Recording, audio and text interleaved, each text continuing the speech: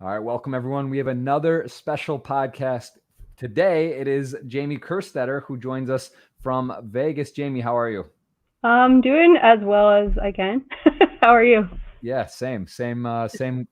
It's just one of those things, one of those times of uncertainty. But in Vegas, in particular, I guess things are really shut down. Give me before we dive into the podcast. Tell me a little bit about what's happening in Vegas, present moment with casinos, with day to day. Give me a Mhm. little look in what's happening. Yeah, everything's closed, which doesn't really matter to me because we just don't even leave the house. Like Chris Crouton and I just hang out at home. We go for walks around the neighborhood and just order in food, order in Amazon Fresh deliveries and stuff. Just try to just stay out of all this because it seems like we don't really know what's going on with like not being able to get tested. Right. I have no idea if Vegas is like a hot zone right now or not. So yeah, everything's closed. Restaurants will do delivery and then like food stores also. Obviously cannabis dispensaries, they're fine. Yeah, they're working. Pretty much everything else is shut down. Okay. And you are, I guess, active or kind of in the there's some interesting stuff happening with the political scene there. I guess is it the mayor or someone is out speaking on saying maybe we should just be the test or open up everything and see Yeah. what happens. And you're doing some, I guess, writing or involved with some of that. What's the situation with that? Yeah, the mayor of Vegas, so like not even at the strip, it's mostly like Fremont Street area. Carolyn Goodman went on a bunch of different like mainstream news channels and just gave the most batshit crazy interviews. Like she had said on Anderson Cooper that she wanted Vegas to be used as a control group to just open everything up and just see what happens. So even like the non-essential stuff, she just wants to send people back to go play blackjack and stuff and basically just see like, oh, okay, we'll see if a lot of people die, and then you guys will know in the rest of the country. And I'm like, dude, I don't want that. I have a lot of friends who will be forced back to work because if their jobs are open and they don't go to work, then they quit their job officially, and they probably can't get unemployment anymore. So she's willing to just risk other people's lives. And then when Anderson Cooper asked her, "Oh, are you going to be in the casinos at night? Are you going to be gambling?" and she goes, "I have a family and I don't gamble."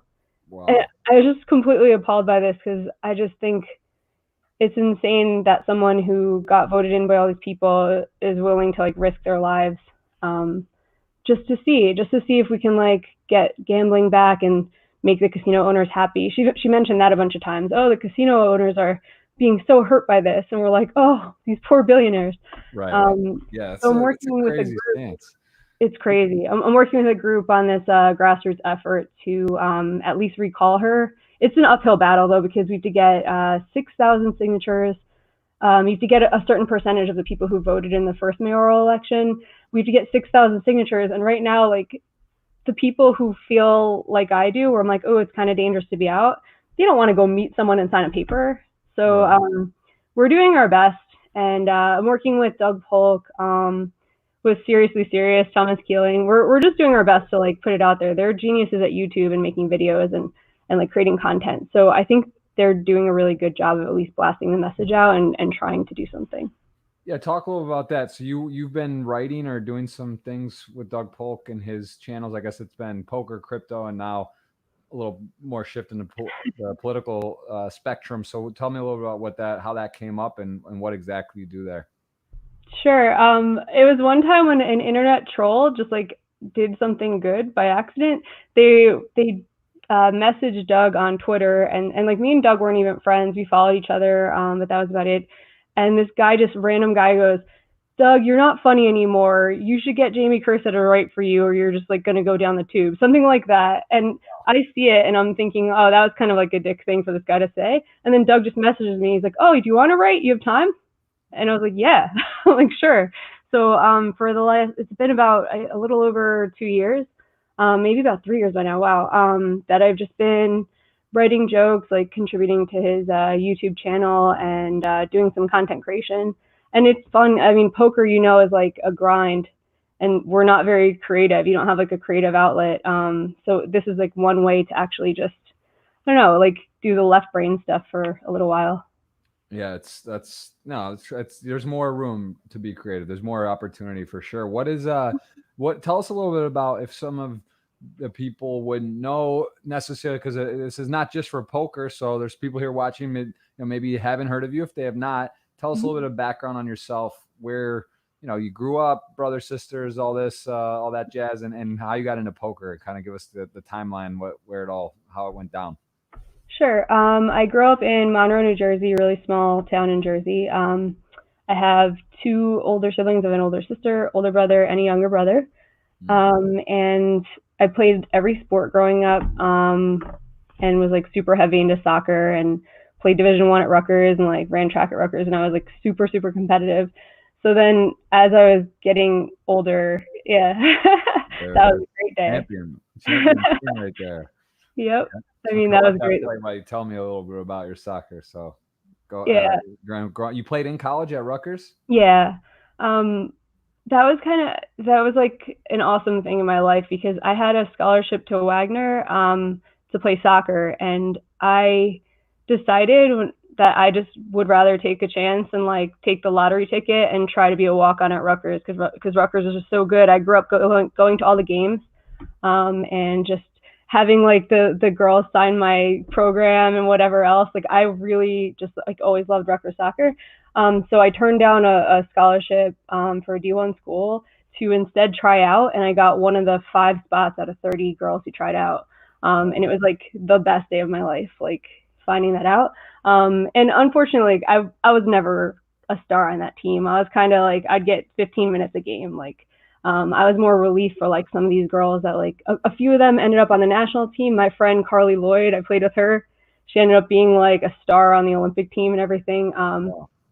But yeah, that was a huge thing in my life. Like when I graduated from Rutgers, I felt like I like lost my identity. I went to law school, and I'm like, okay, I'm not an athlete anymore. And I'm at University of Michigan Law School. Michigan, and, right? That's in Ann Arbor. Shout out to Ann Arbor. That's what year were you there? 2004 to 2007. Oh wow, that was so you're okay. So you're actually, I think let's see. Oh no, no, I graduated in 04. So were you there so when it starts, September? Basically, yeah. So you're probably right when I left for college. I was like, this sounds not big enough for the both of us. I had to wait till you left. That was one or the other. We weren't going to meet till later. So that was, interesting. Ann Arbor. What did you think of that? What was it like in Michigan? I thought Ann Arbor was a really nice town. Like I liked the whole layout of everything. I also liked how like football was everything, because I went to Rutgers. Like Rutgers, we sucked the whole time I was there. So like they would actually give us a free meal just to go to the game at Rutgers. And then when I went to Michigan, it was like, man, the social atmosphere surrounding a football game was like incredible. You'd have nerds. Our school was the nerdiest law school. People studied all the time. You couldn't get people to like go out for a drink most of the time. And then it would be Saturday, and these same like nerds, including myself, who were studying like 30 hours a week, would be drunk at 7 a.m.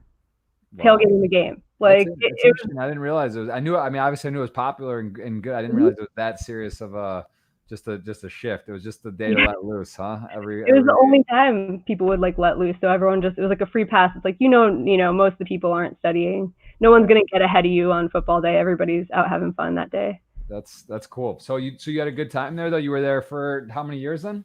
3 years. I liked it. I think I'm a warm weather person, so I don't know what I was thinking. It was just a really good law school, and like I got really accepted to it, and I was like, I'm going. Yeah. And I never had even been to Michigan in my life, so that was like a crazy thing to do. But yeah, the weather really got to me. I feel like I had that like seasonal depression thing happening. But I thought like the spring and fall there were like, it was the most amazing weather, and it was just like such a fun town. I don't know. I had a good experience there. Yeah, it sounds like you basically described 18 years of my life. It was cold in the wintertime. It was tough. It was very brutal. So okay, so you're there, and then what happened after? How do you go from law school to poker star grinder? Been in poker for many years now. How did you make that transition? I played a lot in law school, actually. I played a little bit because my dad's side of the family is from Atlantic City area. So I would play a little bit before I ended up going to law school. And I would make like a little bit of money, but I didn't really know. Like I had like favorite hands. I'm like, oh, 8-9 suited, I'll never fold this pre-flop. I was so fishy, but so was everyone. So you could just like make a little money. In law school, though, You were playing online then, or were you playing with no, friends? no, like when I was in New Jersey, not at all. Okay. And then when I went to law school, I literally felt like I had an identity crisis. Sports were over. I couldn't be like, oh, I'm an athlete and that makes me special. I didn't feel smart anymore because every person I interacted with was smart. It was like a top 10 law school. So I wasn't like special in that way. And I'm like, damn, I really felt like crappy, where I was just like, man, I don't feel like I like excel at anything. Then we started this poker game. It was about 20 of us and we would just play once a week. And I would crush these people. And they're really smart people, but I had had a little bit of experience. And at that point, that's all you need. And also to care enough to be like, after you're done with a hand, oh, did I screw that hand up or not? And like to think about it and maybe write down some hand histories. I was doing that. And the other people in the game were just like competitive dudes, but like they weren't trying as hard to win at that. So it made me feel like I was special at something again, where I would just win at this game every week. And you were the only female playing, or one Yeah, of them? that's how it always is. I would try. I'd invite girls and just, I don't know, like they weren't into it. I really don't know why either, because it's like I didn't play a ton of cards growing up.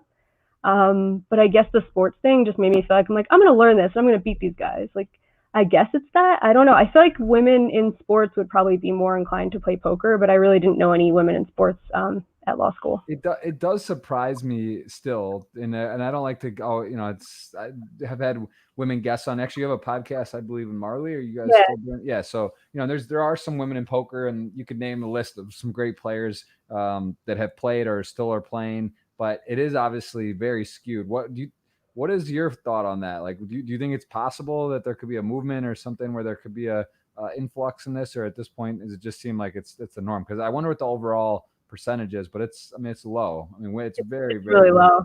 Yeah. I don't know. I think it's just one of those things that there are so many factors. Like for women over the age of 40, especially, I think they get looked down on if you have like a family and things to worry about like that. And like I've heard guys say to older women, "Oh, you're spending your husband's money," or like shouldn't like women get asked if who's watching the kid if you're playing poker. And I'm like, guys don't get asked who's watching the kid when they're playing poker.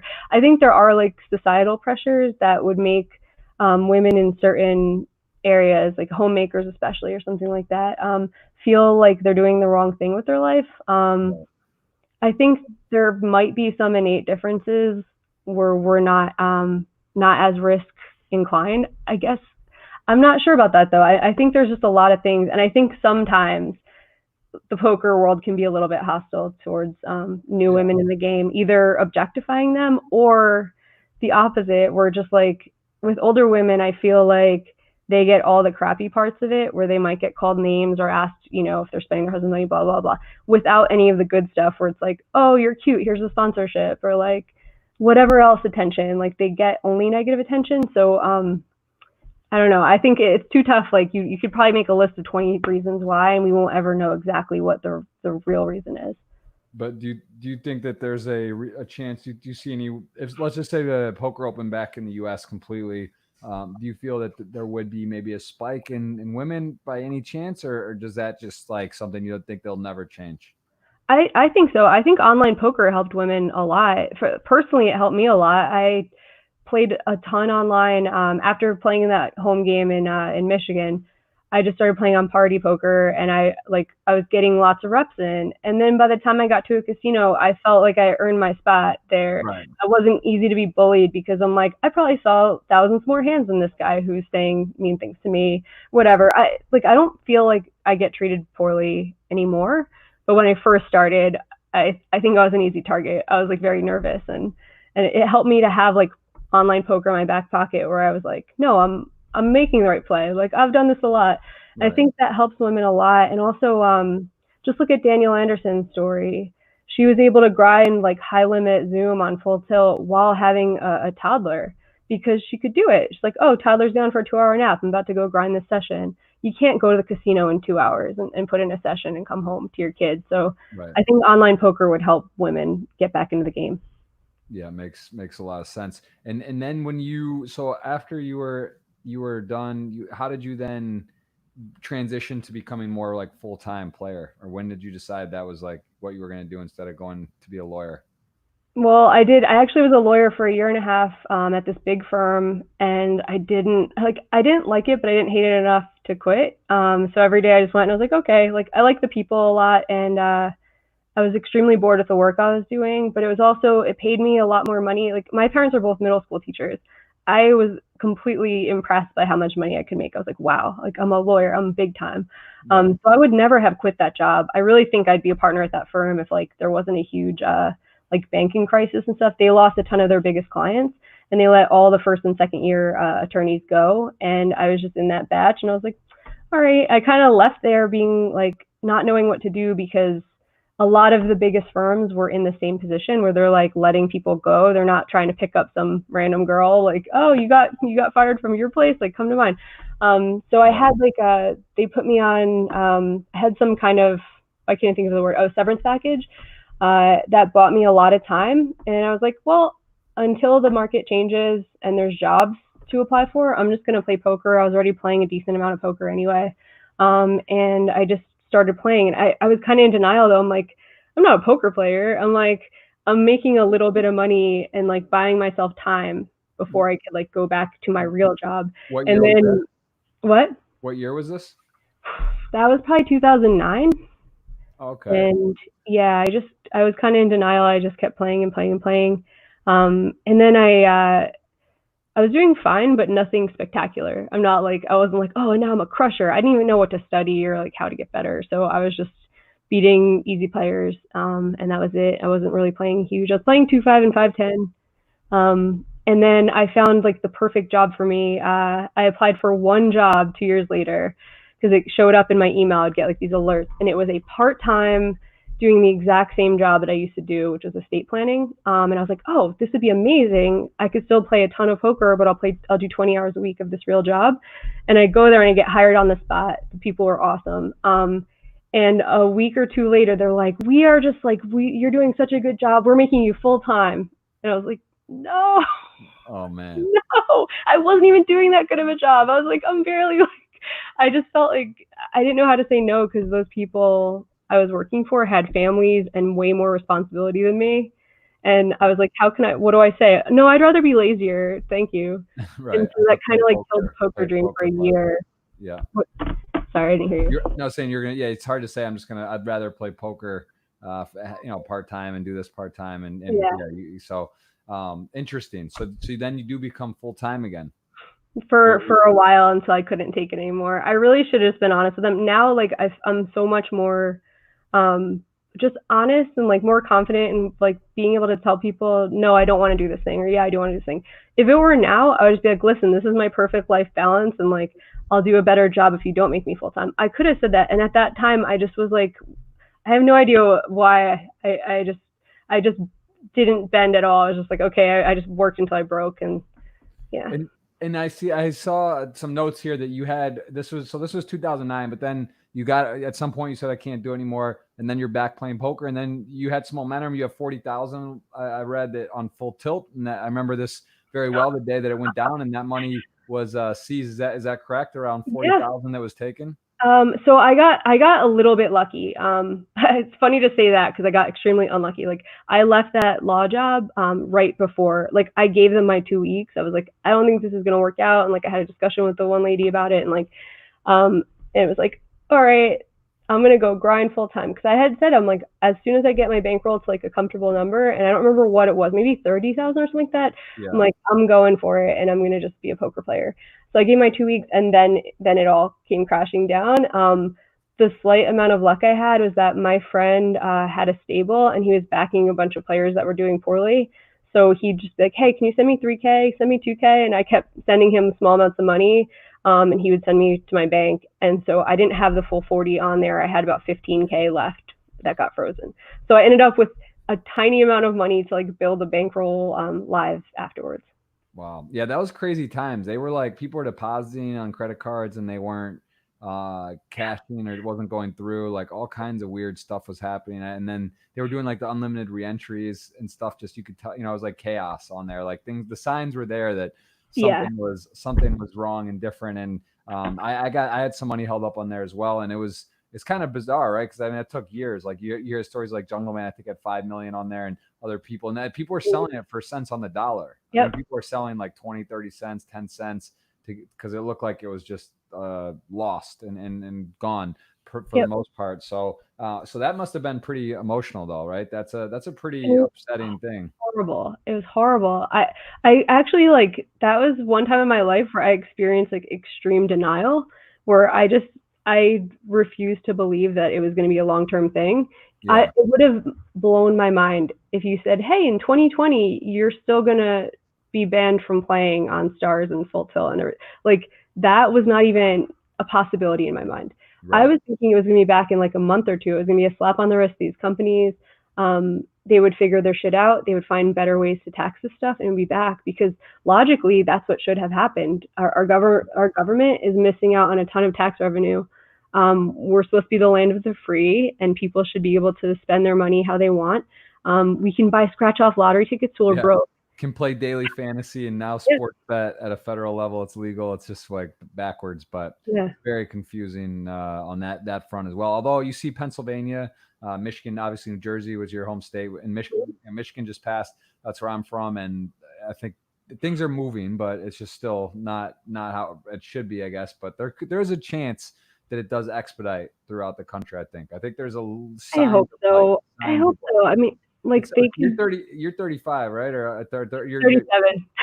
37. I'm Yeah. 33. I mean, so yeah, you were in college around, then it's just kind of weird, right? At some point too, it's like great, but it's like as streaming, and I have a a son now, and it's like, yeah, it's cool. Like I'm just thinking like 5, 10 years if online poker's back though, or like what's poker gonna look like then? Will I even be playing so much Mhm. or whatever, right? So it's kind of like it's kind of all about right place, right time, and we're definitely not I mean, it's again, if they open up the U.S., I think whatever we're doing, I'm sure we'll be playing some because the poker will be good.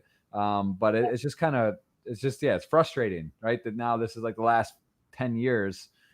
It should have been active and going, and it's not. So it just And we're behind now. Like that kind of hurts. I remember back in the day, I would do like location reads on people. Like you'd like scroll over their name and it would say Brazil, and I'm like, I'm not fucking folding to this guy. Call. I knew you were Yeah. going there to Yeah. Brazil too. Shout out to Brazilians out there. Boa noite. That's it's tough, but yeah, they've exactly that all that Now whole we thing has shifted. now we're the worst. Like if you scroll over someone and you see Canada, you're like, oh, okay, this is probably an American transplant, and they're probably like years behind me from Germany, and like at the WSOP too. I feel like if I sit at a table and there's like 6 different accents, I'm like, ah, oh, damn it. Yeah. Where it used to be the opposite, and it's a shame our government kind of did this to us. Obviously, it's on us. Like there are some Americans that are fantastic poker players still that really went out of their way or left the country to pursue their goal of being the best. But it's an uphill battle. I think it's really hard for people to be expected to leave their families and friends behind for so long just to try to be like at the apex of the sport. Yeah. No, it is.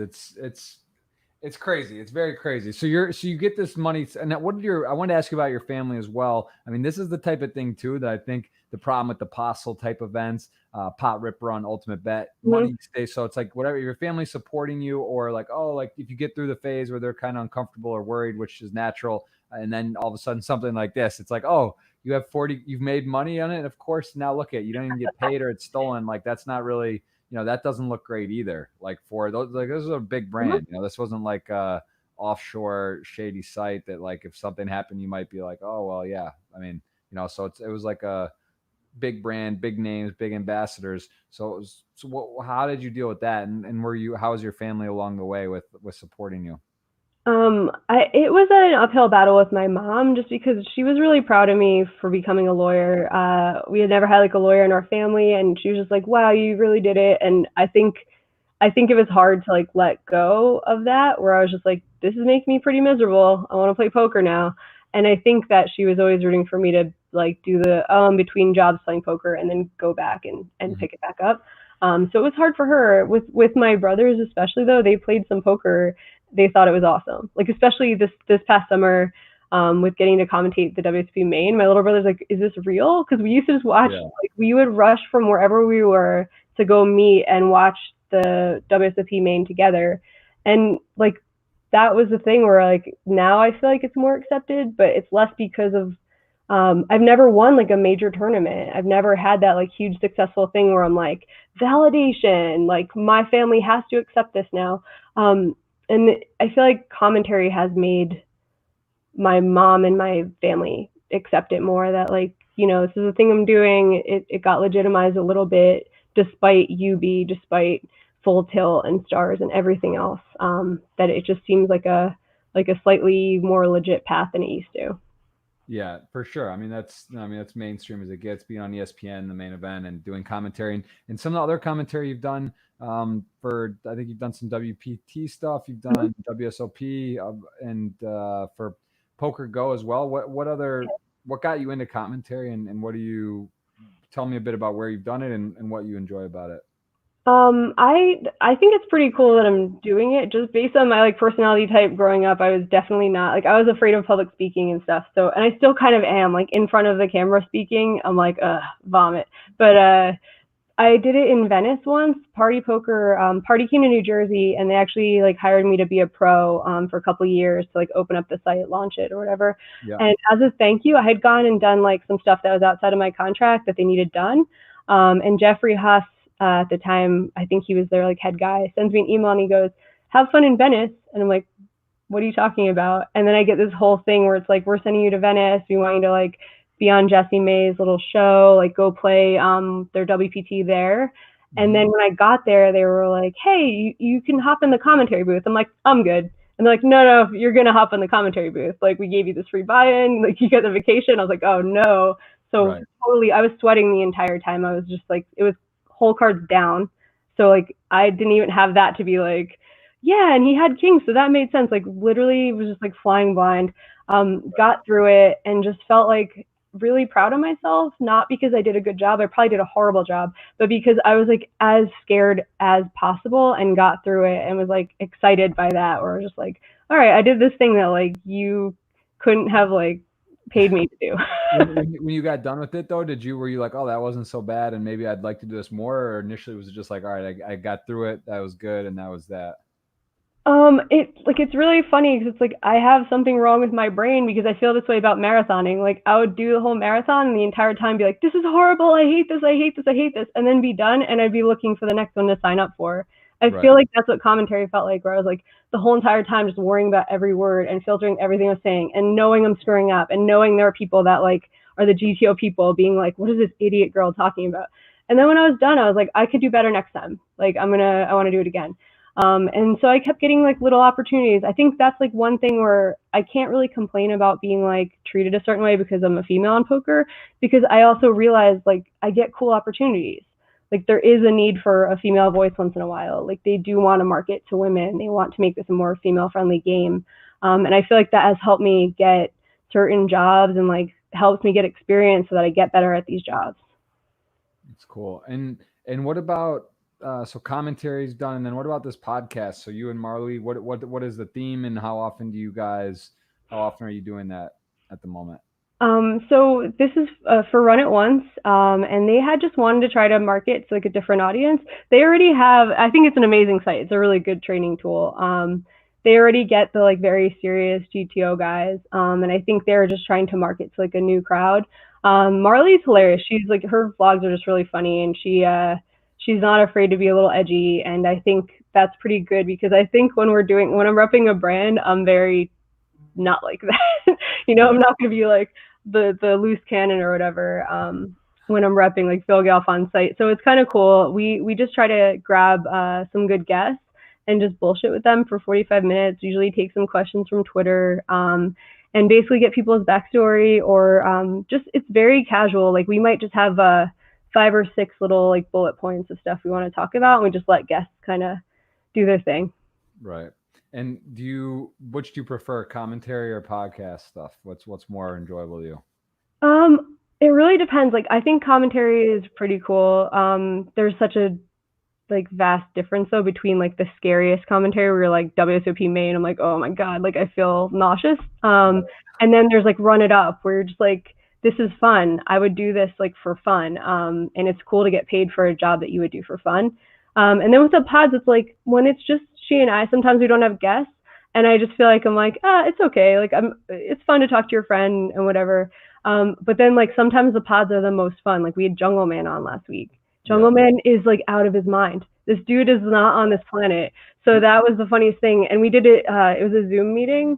So you know how Zoom works where like it focuses on the person talking? Yeah. I had to muffle myself because I was laughing so much. The camera kept coming to me and I'm like, don't look at me. I'm just like dying laughing. Dude is out of his mind.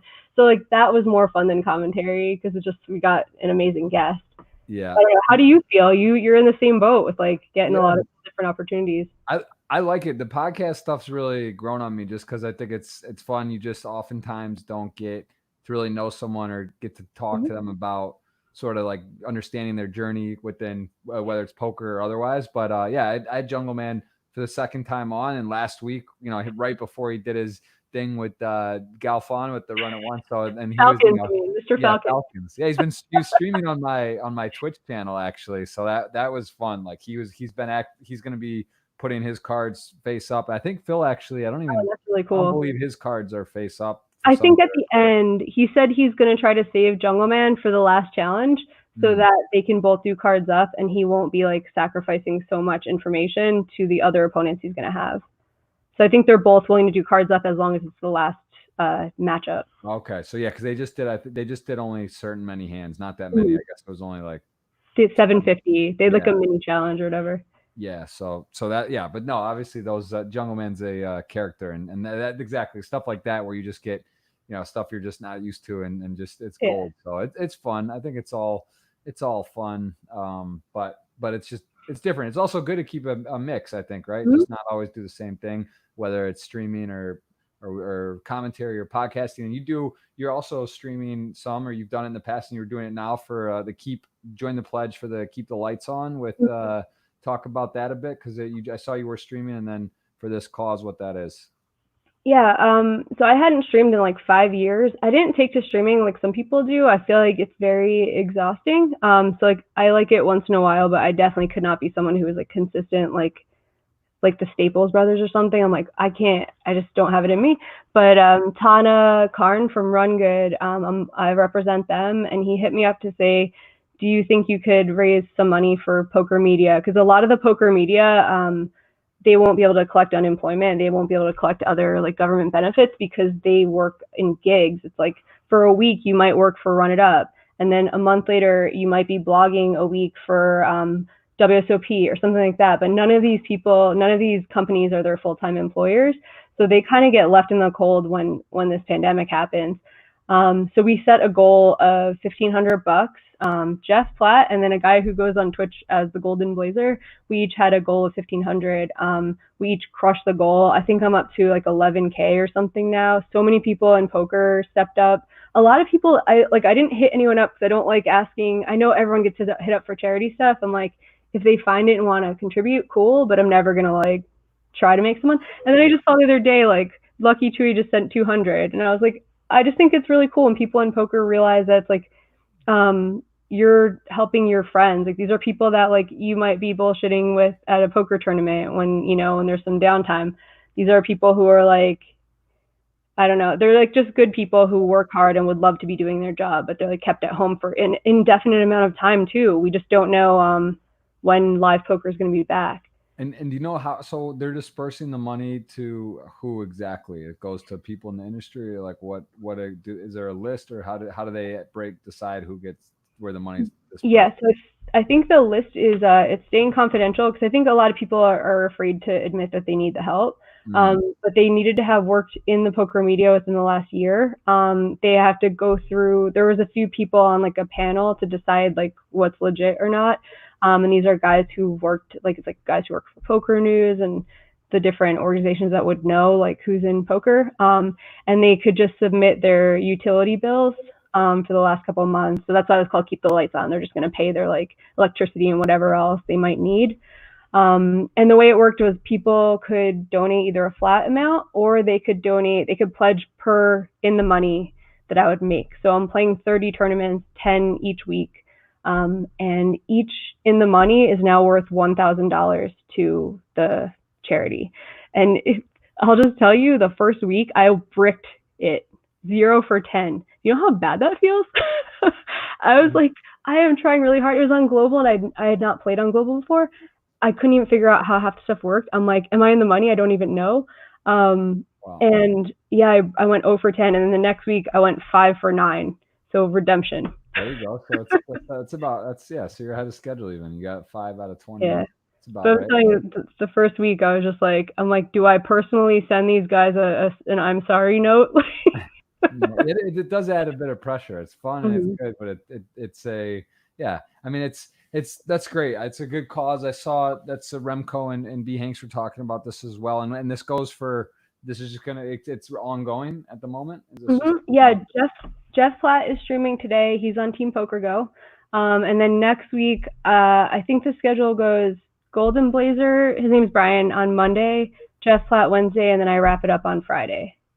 Very cool. And that so you do charity. You've done some charity stuff in the past. You're doing this. What about the animal stuff? Because you actually have that listed as animal lover. What's you having? Do you have a specific type of animals? All animals? What's the story? I'm an all animal person, but pit bulls will be like if I ever hit it big, like if I ever banked some huge tournament where I didn't really have to worry about grinding all the time and I could just set aside a couple $100,000, I would definitely buy a ranch in Vegas or just like outside of Vegas and do a pit bull rescue, because they're like, it's super sad, but like there are sometimes puppies that get euthanized as soon as they hit a shelter because pit bulls don't get adopted at anywhere close to the rate of other breeds, because there's, people are afraid. If you have kids and stuff, you're afraid the dog might be violent, but we don't realize is like they are so trainable. Like the reason they're used for fighting, obviously they're strong and muscular or whatever,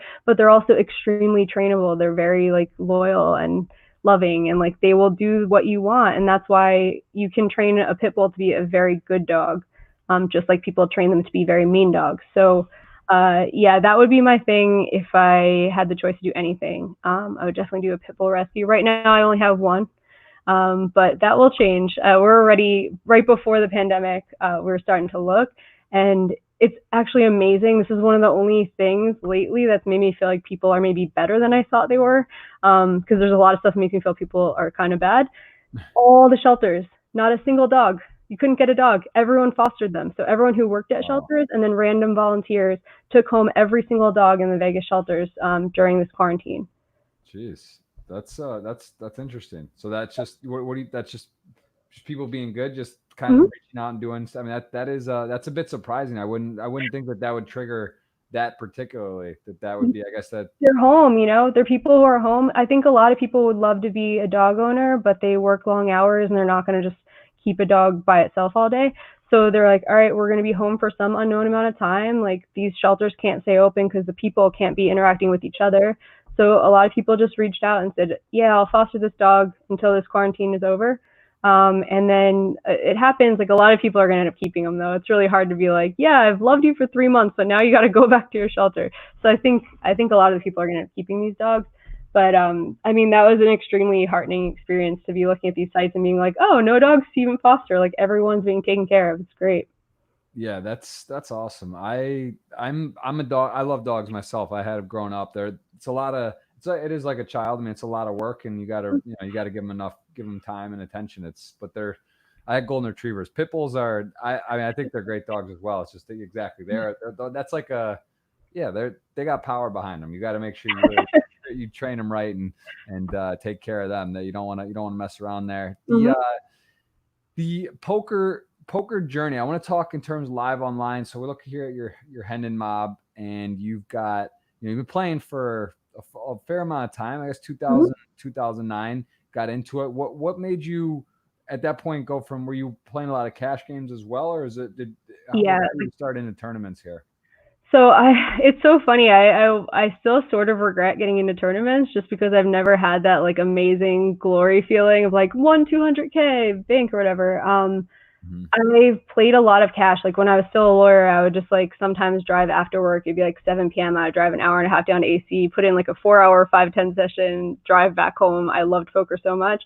And I started playing online a little bit then, just a little. And, it was just easier to get into tournaments online.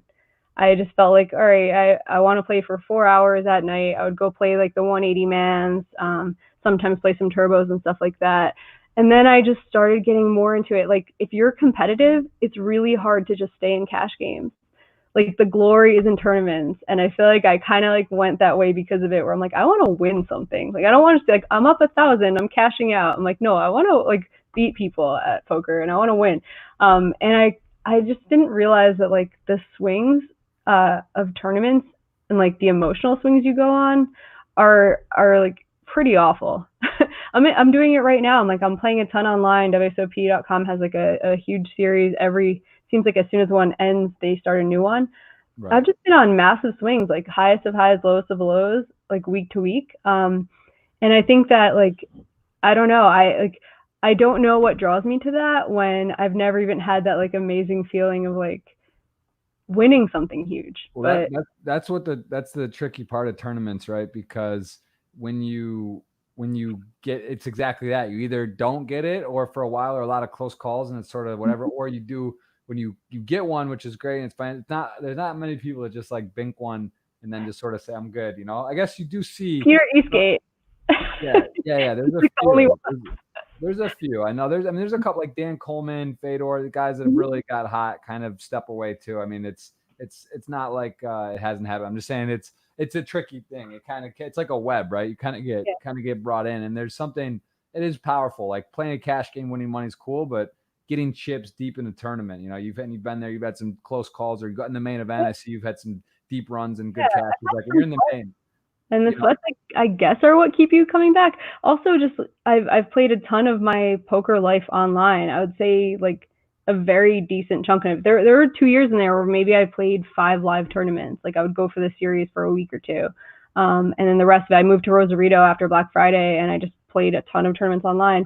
And that was satisfying to me. Like that, just playing 30 tournaments on a Sunday or whatever it was, like. And just being like, okay, I'm winning, like this, I'm good at this, you know, like that felt good. But then after leaving that and going to live tournaments, I felt like, what am I doing? Like, I know one bad Sunday, right? You could have one bad Sunday and you could probably brick like almost all your tournaments. If that were over a live year, that might be 6 months. Yeah. Like that, it's just crazy for our brains to like try to wrap themselves around what variance actually is. And it's almost impossible. I still feel like when I'm winning, I'm never going to lose. And when I'm losing, I'm never going to win. It's so tricky. Variance is such a wild thing too, because it's really hard. You know, it's hard for us who even understand it and do it. But then you have your loved ones, your relatives, you know, you have your boyfriend or girlfriend or your husband or wife. And like, you have to go there and, you know, when you finish or you want to have a good result, you want to have a nice win, you want to share your success. But like, there's times where you're just like, in your head, you're like, wow, I lost aces to deuces, like with 12 left I should have won, you know, that pot was worth X amount of money. And it's like, it doesn't really matter. And it's just part of it all. And then you don't know, like, are you running? Because there's times too. I mean, I've been playing for a long time. I'll talk to myself and I'm like, man, am I playing bad right now? Or am I running bad? Or like when you win, it's like, oh, I'm playing, like I must be playing good, but maybe you weren't even playing good and you just won some flips and got good cards sometimes. So, you know, poker is a bit tricky like that. It's hard. It's good to do some work on your game and reflect on it. I think also important to understand that the game's won and lost in a lot of smaller pots and showdowns and spots like the ace king to queens and the jacks to ace 10 off. You know, those hands happen, right? You got to win them, you got to be on the right side, you're gonna whatever. But ultimately, I think it's like it's important to be able to be honest and understand how you're playing and if you know you're playing well or not. And that's something you kind of get as you get more experience and play. But yeah, no, I mean, variance and variance is a real thing. And I mean, I'm with you as well. I haven't had I've had some good scores, but I've seconds, thirds, like just don't quite, you know, have that breakout such that like the difference could be literally a coin flip or distribution of cards down the final 2-3 tables. And it's kind of crazy because like you'll see guys win a couple tournaments in a year and they're like, people think they're the best player in the world. And then there's people that you just, you know, some of the better players you may never even have heard of or got discouraged and stop playing them. So it's definitely a mental toughness to it. What about studying? How do you work on your game? Do you do any PO solvers? Do you have groups with friends? How do you review and improve in your game? So I definitely stalled out for a while. I was thinking, I was getting writing jobs and I was thinking, I think I'm getting out of poker, which is weird. I never thought I would. And I struggled with that for like probably 2 years, where I just kept telling myself that I was getting out of poker. Like I would be a part-time poker player. And so I just kept finding reasons not to work on my game, because I was like, oh, like I'm not going to really be in this. So why am I going to grind so hard? Why am I going to try so hard?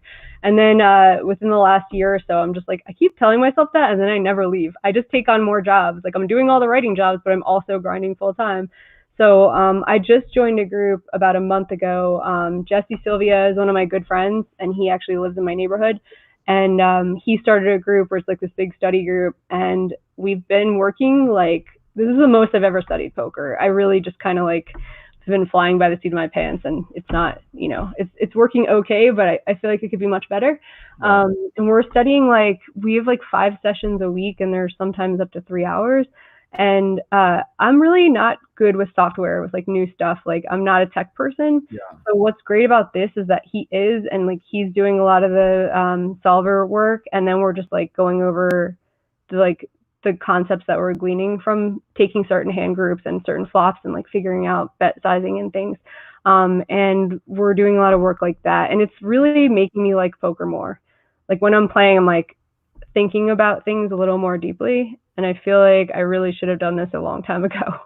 Yeah, it's funny because I'm the same way. I don't mind doing the work or studying or putting effort into things, but it's PL solver, and you start talking about plugging in the hand and the tedious stuff. It's just kind of like, all right, like if that's what I get it, but it's just not what I want to be doing in particular. It's different. It's different from what brought us to the game. Like I feel like, yeah, I don't know. It would be like if we were playing soccer and they're like, hey, instead of playing any games or scrimmages, you're just going to do drills every single day. And you're like, no, this is not what made me like soccer. Like, I want to play a game. I want to scrimmage. That's what it feels like to me when you're just like constantly going over these like tedious things, but also applying them. Like once you do actually like learn these concepts, it feels really good to like find yourself, make a different decision, and have it work out. I'll say this too. It's funny because you realize like how advanced the game is, and you start hearing about backgammon and other games that get solved and die or whatever. But ultimately live poker will be there forever, right? Like it just doesn't matter. People could study whatever and go live. People punt, and there's just people there for fun. And it's going to be good. You talk about online stuff, but it's tough, and there's solvers and this and that. The reality is too, if you look at like your game, if you were to take your game or my game 5 years ago, 7 years ago, like it's almost embarrassing, like in a way, because you'll look at it and be like, wow. And it's like, there's like a period of time where I'm looking at, I was playing some like 100K buy-ins, and like, I just, I obviously I'm selling action or have pieces sold or whatever, 25K, 10K. But looking back like 10 years ago and seeing some of the people I'm playing against and understand, realizing what doing, then I would see some hands and I'm just like, wow. Like where I folded that river, like that's the easiest call in the world, or I like called this river, and it's like, what am I even thinking? I realized like a lot of it was just like playing, like you said, we played. You like poker, you have natural kind of ability, and or you gravitation, just like you were winning in college, beating people that didn't really know how to play. But it's just like fun, as you have more information now. Yeah, other people kind of have it too, but it's just funny to think about like where your game is now, where it was 5 years ago, and where it really should be. Because even now, there's a ton of stuff. It's crazy like how much I learn in a given session or week, or I'll review or talk to someone like super advanced, and it's like I'm learning new concepts or ideas or little things that are just I haven't even heard about. And I'm just like, man, it's crazy. I didn't know about this before. You should see. There was some Twitter account that it was like a bot account where it would just crank out free poker videos that people have made in the past. Yeah. And one kept coming up where they're like, Jamie Kerstetter for Tournament Poker Edge 2010. I'm like, no. Right. Yeah, like I actually saw a hand the other day, and I was like embarrassed about what happened. Like I saw it and I was like, what? I was like, like I actually looked at it and I was like, this is crazy. Like this is embarrassing. I'm like, I hope people realize it, that like we were just so lost, but we were like not more lost than everyone around. Like there are some people who were like definitely way ahead of the game. Oh, actually, I just rewatched 2 Months, 2 Million, and if 2 Months, 2 Million, and if anyone hasn't watched it, look it up on YouTube. It's so entertaining. That's what Chewy, right, was in there. Who was? Was Lucky Chewy in that? Yeah, he was in it. And Donnie Stern. It was crazy though. Like listening to him speak, they were so ahead of the game. Like they were like dudes, like college fratty dudes who like wanted to get drunk and have sex with everyone, but they also were like talking about like GTO concepts and stuff.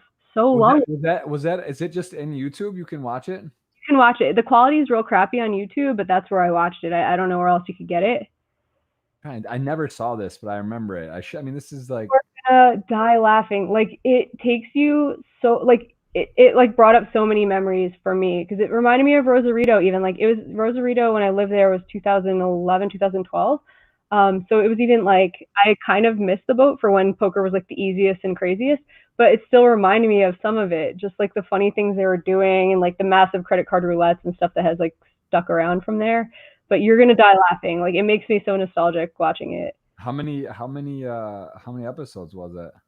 I think they only had 2 seasons. It wasn't many. Like, I binge watched it in 2 days. Right. I gotta watch it too. Just I never saw it, and I mean, that's the kind of, it's the thing too about studying and watching, and there's just so much information now. It's like almost overwhelming, but there's so many courses, there's so many things. You know, you got to realize, like, it can't hurt, right? It's good to know, even if you watched a lot of it or did a couple courses or things, like, it just kind of, it's going to be good information, even if you don't agree or some of it might be different or some better than the others. It's like, it's important to kind of know what concepts or what even forget about you, like population tendencies. I had a talk with Rainer Kempe in March of last year. I was in Brazil and we were walking one day, hanging out, and started talking. It was something really interesting. He was talking about was population tendencies and just like understanding, you know, like the button perception of like what's happening. If you play like a $200 buy-in tournament, like a Sunday major, like to understand, you know, because Rainer Kempe obviously is on a different level, right? Like he's in the full different spectrum, but he needs to know, and he like understanding what the average player is doing or what the people are learning and told. You know, if it adjusts, right? Like what are the calling frequencies? What are people defending? What are people bluffing with? So it's like, if you kind of know that, and then you don't have to like do exactly that, but you sort of understand how people are thinking about the game, and it shifts. Like they're literally like 3 months, 6 months, like what people are, always does. what they're doing. It's like changing. And I think one of the greatest tweets ever, congrats as well. People may not know you are, I think it was this year, last year, or multiple years, you won the GPI Twitter personality of the year. Yeah, right? Just this year. It's the silliest award, but I was like so happy because I'm like, it's great. What do you mean? That's awesome. Writing is what makes me happy. Like, I like making people laugh, and I really like writing. So I was like, oh, this is such a like specific award, because like for poker, I'm like, I'm not gonna win any poker trophies. Come on. I was crossing my fingers today. I thought, you know, from the number one poker Twitter personality, I was hoping for a retweet, Jamie. I can't even know that. Oh, I can do it right now. Jamie, this is tough out here. It's that times are tough. It's COVID. People are trying to survive. We can't even get a shout out on the Flow Show out here. But I was saying about this point that I thought the best tweet I've ever seen. I was saying you won the personality of the year, but the best, like the most in maybe it's even pinned to his tweet still. Sam Grafton. I love that tweet about like the years.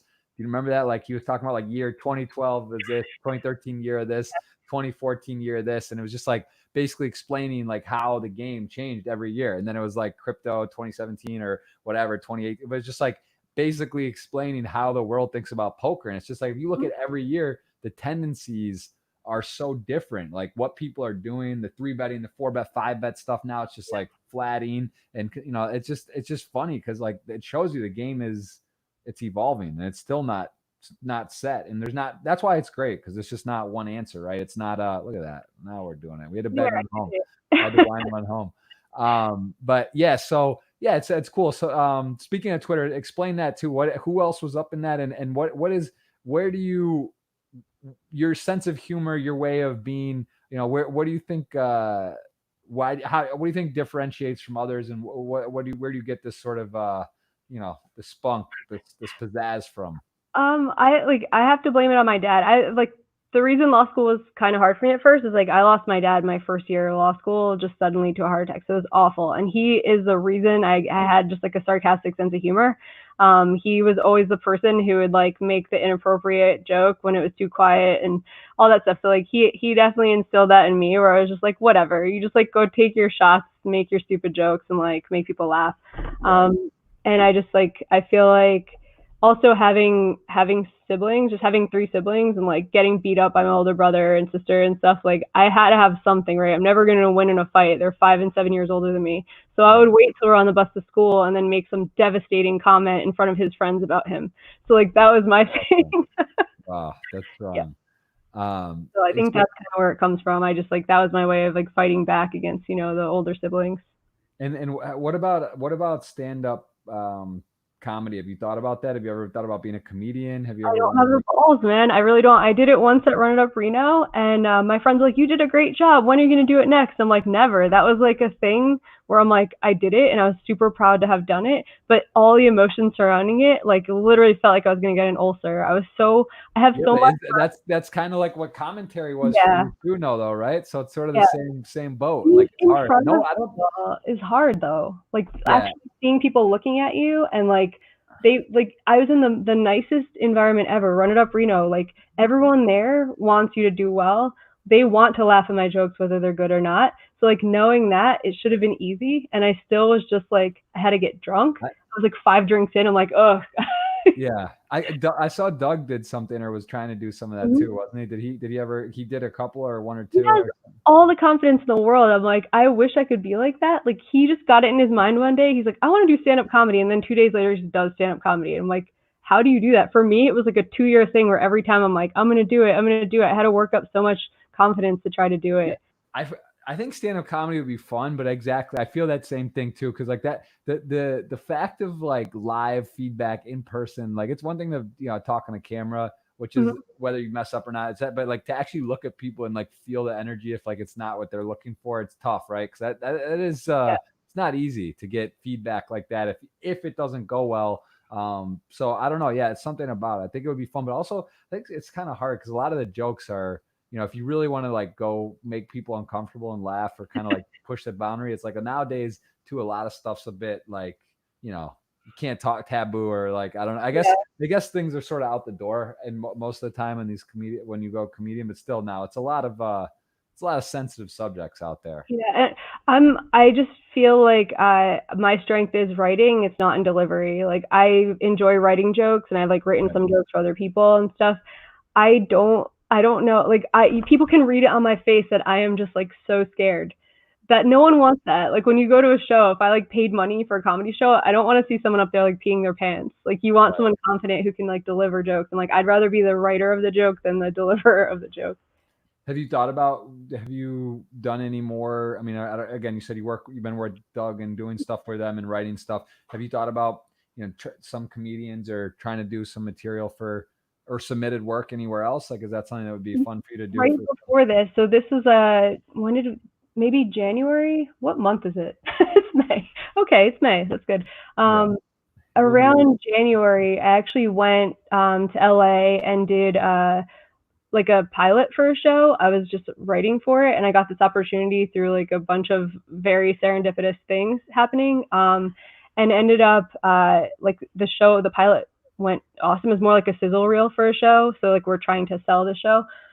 Someone in this production company fronted all the money for it because they believe in it. So like it was amazing. I went in there so scared because again, it's hard not to feel like a fraud when you're like, I'm a poker player, ex-lawyer, but now I'm going to be a comedy writer today, like with no background. right. But then by the end of the day, I like super found my like confidence and just voice, and I was just like, this would sound better like this. If you edit it this way, this joke's a lot funnier. And I was like calling the shots in certain spots, and I was like, this is weird. That like, but I feel like very much like I don't know what it is, but like I can just tell when a joke is gonna do well. Like if someone has a joke on Twitter, I'm like, it would have been a lot funnier if they took out these words, made it shorter, or did whatever. Like I feel very confident in my ability to like edit things down or just Right. like turn a phrase a little bit and make it a little bit funnier. And so that's what I got to do in this place. And I just was like, I felt amazing afterwards. I was like, I really hope this show gets picked up. And then the world just ends. So this is the time about April and May was when they were going to shop it around to a bunch of different streaming services and the networks and see if they could get the show on. And right now, like nobody's doing anything. You can't. So I don't want to jinx it, and I can't really say too much more about it. But like I do have a shot coming up whenever the world gets normal again. Right. Yeah. I mean, that's the type of thing that stuff progresses, different opportunities come, but those are, yeah, I mean, that sounds like it's one of those things that really could be a different stratosphere or get put into that kind of world, which it seems like a natural fit for you as well. I know Matt Salzberg, I don't know how well you know him, but Yeah, we're good friends. Like, he writes, he did, or I'm not sure what he's doing now exactly. Is he still doing some weeds? As weeds yeah, was. so Weeds is over, but Weeds is like his home run. Like when you talk about variance in poker, I think variance in Hollywood with like writing and acting, everything is way bigger. So like he hit his home run, like his winning the WSOP main event, like with Weeds, and just got so much like acclaim for that. And then now he's working on Jim Carrey's show called Kidding. And I think I can't remember what season it might be season 2 of that. So it got picked up again, which is great for Matt. So I'm sure he's busy with that. Where is that what it's literally a show for Jim Carrey, like a comedy show, basically? Yeah, it's like it's not really comedy. It's like so the premise of it, like Jim Carrey is working on the set of a children's show with all these like characters, like kind of like a Mr. Rogers' Neighborhood type thing, but he's like a deeply depressed person and like has all these problems in his real life. So it's not really a comedy. It's like it's definitely really dark with like some comedic moments. So I feel like this is probably a strain for Salzberg, who like is more of a comic writer than anything else. But the show's doing well, so and got picked up again. So good for him. I'll have to check that out. Yeah, he's also someone, he kind of went the other way where he had the success and wrote the show Weeds. I actually never seen it, but I have it. It's good. I mean, it's quality work. I've only seen a few shows. I really hope Salzberg doesn't watch this because I gotta see it. Yeah, I only watched a few. I don't watch that much TV though. I feel like there's too much. Like same with Billions. Like Brian Koppelman, one of my favorite people, one of like the best Twitter follows. I watched one season of Billions, and I'm going to get around to watching the rest of it. But he'd probably be like, "Yo, what the hell, man?" Yeah, I haven't seen that show either. I mean, I honestly don't watch. I just saw a few episodes of Tiger King, and I mean that like that I don't know if you watched that, but like that's wild. I mean, there's a lot of good stuff out there. I really don't. I like the MJ Last Dance. Have you seen that? I haven't seen that. That is masterful. And I just saw 2 episodes. I'm on 3, but it's like I'm like almost embarrassed, but in a way, it's like I try to justify, like genuinely say like I'm busy. You know, like it's good to be busy, but it's like you can kind of gauge how busy someone is by like if they've seen every show, they're like telling you like, oh yeah, this, and I've seen 6 seasons of that. I'm like in my head, I'm like, really? Like I haven't seen 6 episodes in 2 years of anything. You've seen every show that is like this is conversation about. But I would like to. I mean, it's nice, it's cool, but it's a rabbit hole, right? It's the same thing. If I watch Billions, I'm gonna watch the whole. You're gonna have to watch multiple seasons, or I'll watch Weeds. I'm gonna watch. I don't know how many hours or days is that. It's like you're talking about weeks. I think it's 8 seasons or something. Yeah. Survivor is the only show where I've watched every single episode of it. I'm obsessed with it. It's like an awesome strategy game. I love it. Breaking Bad, Game of Thrones, and maybe one other, I forget, but I saw all those. I mean, but yeah, it's different. TV is it's a rabbit hole, so I don't know. It's what is there any other shows? Anything though? You say you haven't been watching much. Is there anything you'd say is like a great watch that you've seen the last few years or movie?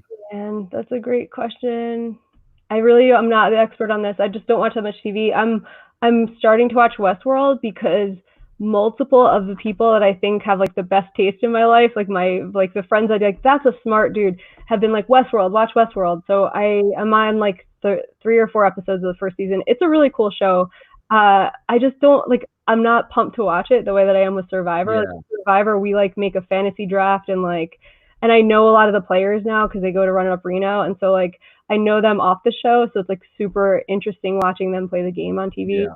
That makes more sense where you sort of, it's like you can relate, or you like have a bit of information. You're like predicting what's going to happen based on their abilities and stuff. So yeah, that makes sense. I saw one show most of the first season called Fauda, Fauda.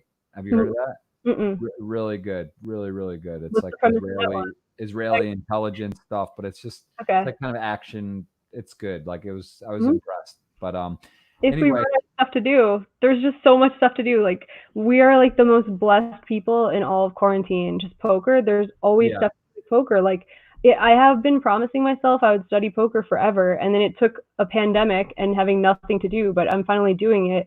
And like the longer that I'm shut in, the better I'm going to be at this game. And I just like have accepted that like there are ways to improve ourselves while we're here. It's kind of like people have said, if you get sent to prison, are you going to be the guy who comes out jacked, like ready to crush? Or are you going to be the guy who's like just sitting there waiting for time to pass? And I feel like I'm like choosing to be the jacked guy. Yeah, that's a good analogy. I agree. Yeah, it is really up to you. You can make it what you want, but it's not really in the middle. I think you're right. People either it's polarizing. You either really take it advantage, or you just don't. So that's it. But all right. Well, so poker, you've done a lot. You've been a lot. Any of these tournament runs, or anything in particular? Because you got a lot of results. You've been playing a long time. I mean, you've been playing live poker. You have a ton of scores. Courtesy Hennemob, always kind of fun to look back and look through. Is there any of these that were sort of like a breakout, like, or a big, WSOP main event that was, you had some deep runs? Is there anything here that stands out? Like, what's your most meaningful sort of like tournament live run, or what's something that like was just, you were like, man, this is fun. I love tournaments. This is like, wow. I would say, like, looking at my Hennemob, I would be surprised if I'm up more than like 50 grand in live tournaments. And I'm not even joking. Like, I have just no amazing results. My happiest moment in poker ever was playing Omaha 8 or better for the very first time at the Venetian. And it's a 2-day tournament that got a lot of runners, and I won. I was learning the rules of the game as I played it. That was like, was this? What year was that? oh God, who knows?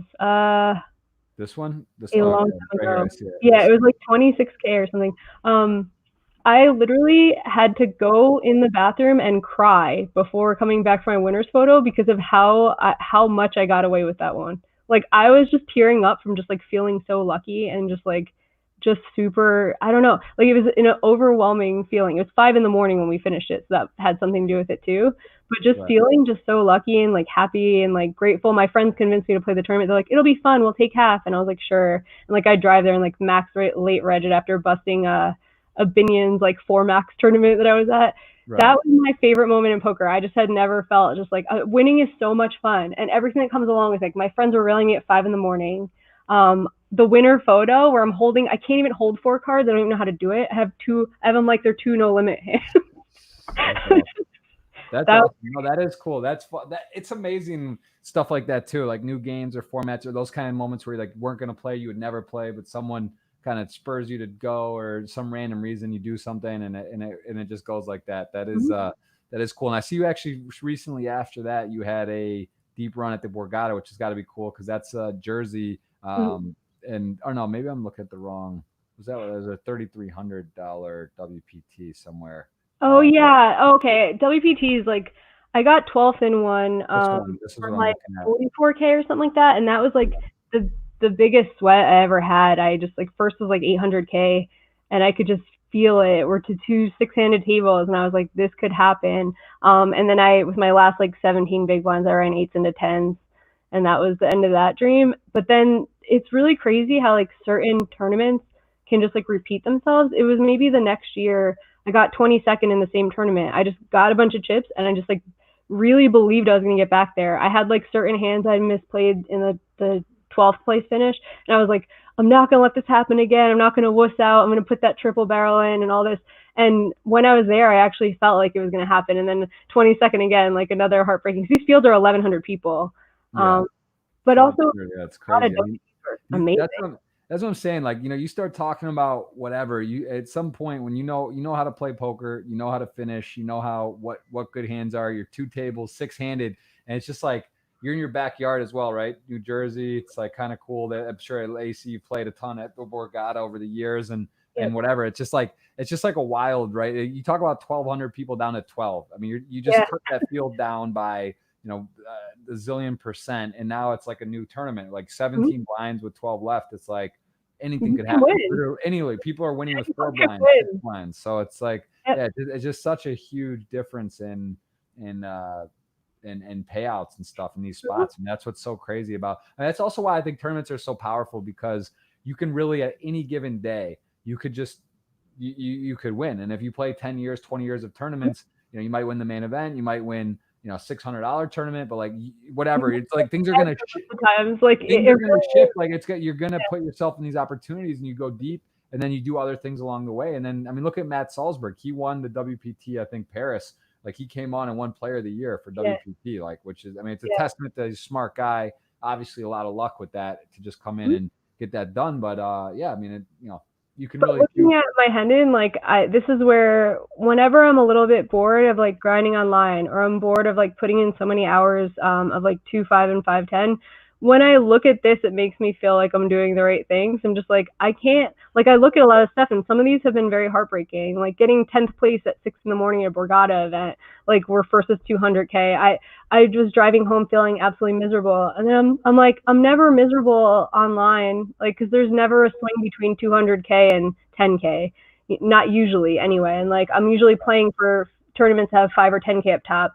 It's not going to like fix my life or like be incredibly life changing to win those. So then your emotions just don't get the better of you when you don't win. And same thing with Cash Sessions Live. Like, I just feel like I go there and it feels very close to a real job. And I'm just like playing, and I'm never too high or too low. And like you go and you like, if you make your buy-in or two for the day, it's just a good feeling like you put in work and you're doing the right thing. Like live tournaments, man, I just I have like PTSD from some of the runs. I'm with you. I've so many things that it's just so crazy. Like looking back on like the biggest pots or spots or close calls, and it's just like kind of a blur. But then you're just like, wow, like really, it's always, you know. And the thing about live as well is it really is that much more intense because like I was looking, I pulled up your. Oh, I can't hear you.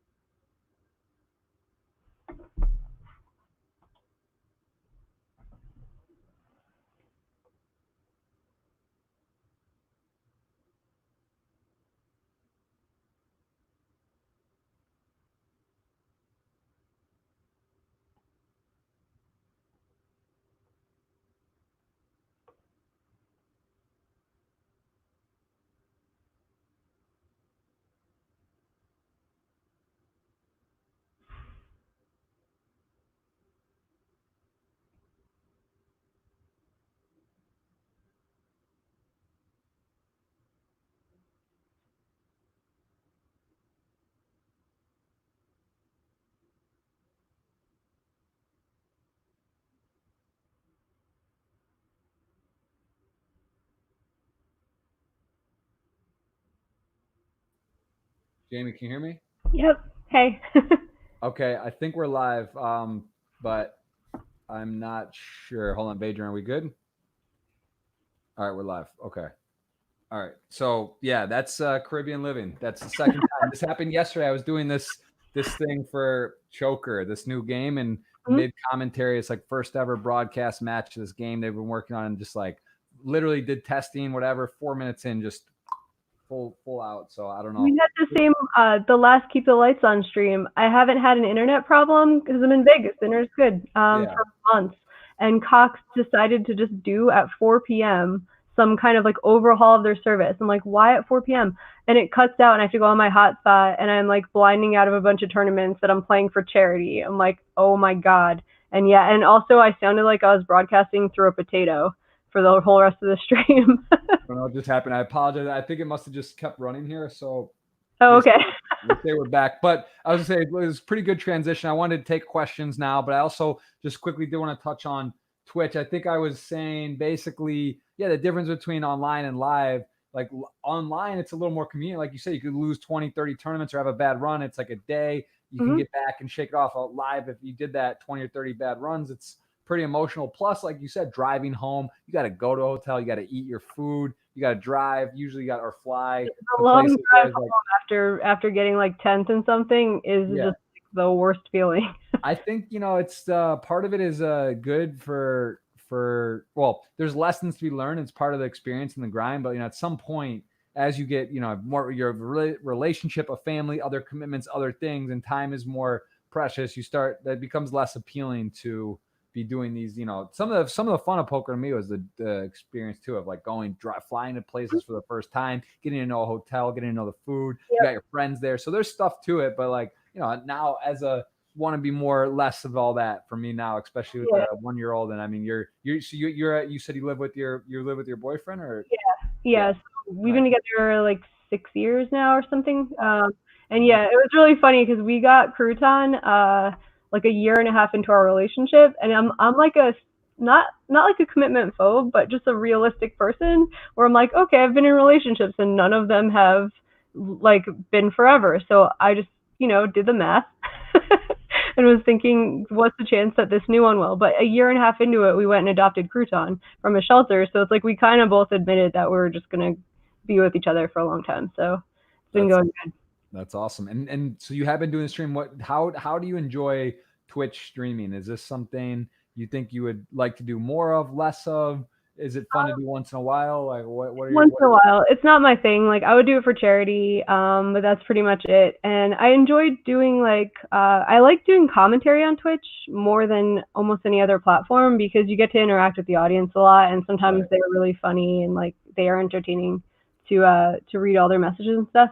But no, I think streaming on Twitch, I think people are, I'm amazed by people who can do it on the regular. I think it's very draining. It's really hard because, from like playing online poker, there is that state where you're just like, I'm doing this. This is going to work. I can't explain it. I'm triple barreling this hand against this guy. And when you're talking and you're trying to explain it to other people, you might look like a moron. Like the thing is going to work is not explainable. And I felt like I was playing ABC poker when I was on Twitch because I was like afraid of doing something that would appear stupid and that I couldn't justify. And I feel like I like just being in my office with my screens up and just thinking, and you don't have to justify anything. You could try certain things. I think on Twitch, it's really hard to have the confidence to do that. Yeah. I mean, there's times too, it's funny because same thing. I'll be in a spot where I just know I'm beat, but I know like GTO, you just can't fold. And it's tough because then it's like when you fold, you get berated. You get berated, but you just actually don't necessarily, you won't know almost always, right? Unless you know the person or whatever. But then also, it's just like, it's funny because, or if you check back and you're wrong and it's like, you think you were beat, but you weren't, and you don't think you're like, you're just going to get absolutely just crushed. My favorite part of Twitch happened recently. I had a spot where I was playing and I bet folded to Dario Sammartino. I need to put this tweet out because I had the clip and all this stuff made up. But basically what happened was I bet folded a straight. The board paired and a backdoor flush got there, or the flush got there. I think, backdoor. And I had a straight draw, flush draw, and a paired board. I led the turn, okay? I made my straight on the river. So like the backdoor flush came, but my straight was there, a gut shot.